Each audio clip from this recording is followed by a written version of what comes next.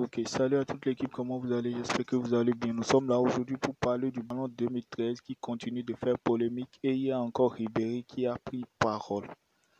Mais avant de passer à l'actu du ballon d'or 2013, nous allons parler du football en général, comme d'habitude, et quelques actus de la toile. Donc restez crochés. Nous allons commencer par le Brésil de Rafinha et de Vinicius Junior qui s'est imposé 2-1 contre une équipe très en forme de la Colombie. Parce qu'on connaît l'équipe actuelle de la Colombie, ils sont tellement en forme, même l'Argentine a du mal à les battre. Donc, nous avons Rafinha qui a marqué sur un penalty et un penalty créé par Vinicius Junior sur une passe en profondeur de Rafinha lui-même. Et le deuxième but du Brésil a été signé par Vinicius Junior à la dernière minute. C'était le but de la victoire. Comme vous pouvez le constater, c'était à 98e minute, genre, et à presque la fin. Et c'était un vrai golazo, ou même apprécié, à 25 mètres du cadre. C'était vraiment waouh, waouh. Des cages plutôt. C'était à 25 mètres des cages, excusez-moi.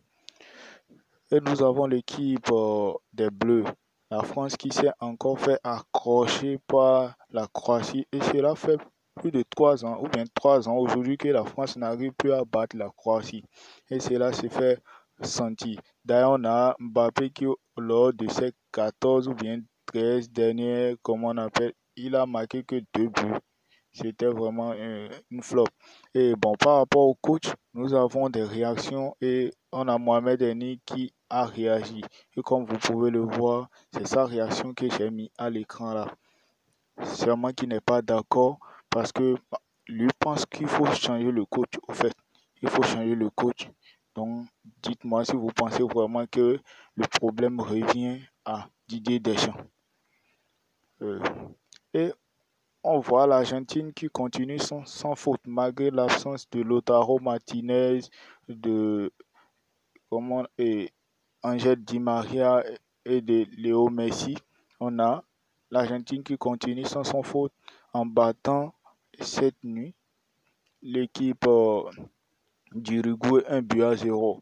Rappelle que l'équipe d'Uruguay est très en forme et donc l'Argentine n'est qu'à un seul point de la qualification pour la Coupe du Monde 2026.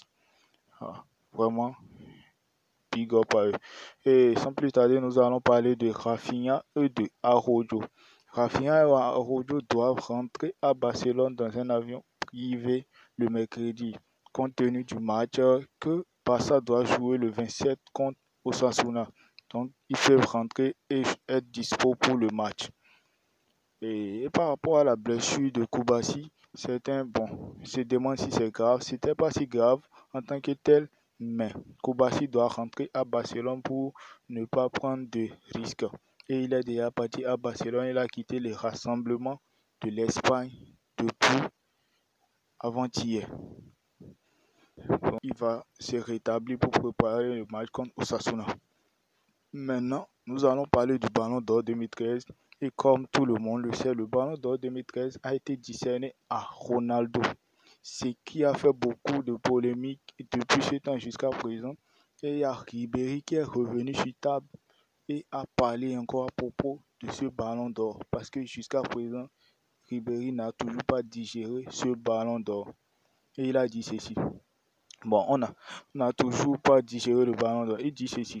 Le Ballon d'Or restera jamais une injustice. Je cherche encore l'explication, même si certains m'en ont donné. Je ne comprendrai jamais qu'on ait repoussé la clôture du scrutin de plus de 15 jours. J'étais en tête chez les journalistes. Si le vote a été le même qu'aujourd'hui, j'aurais gagné. Mais Messi et Cristiano m'ont toujours montré du respect. Ils savaient que j'étais à leur table. En toute humilité, en 2013, je n'avais rien à leur envier. Dites-moi ce que vous en pensez de ces propos. S'ils méritent vraiment le Ballon d'Or 2013, n'oubliez pas de commenter, liker et de vous abonner. Merci, à la prochaine. À demain plutôt pour d'autres actus du foot. Bye.